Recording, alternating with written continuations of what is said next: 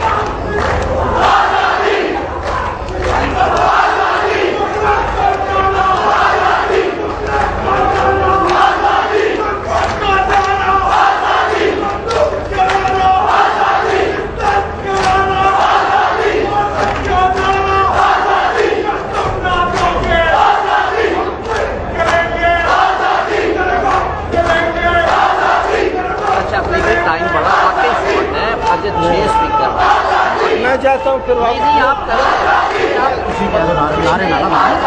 सिर्फ नारे मैं जरा सिर्फ बेटा मैं सिर्फ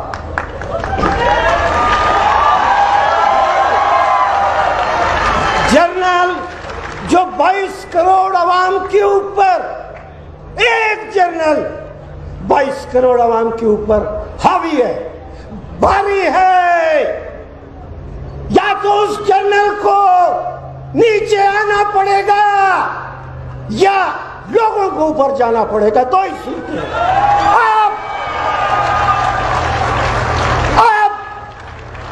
अब बराबरी होगी, अब बराबरी होगी, बिल्कुल ऐसे बराबरी होगी।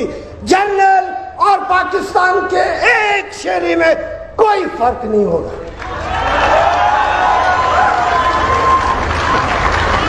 ये जो हमारी जुडिशरी है, यही जर्नल जो 22 करोड़ अवाम के ऊपर हावी है, इसी ने हमारी जुडिशरी के 126 नंबर पे पहुंचा है।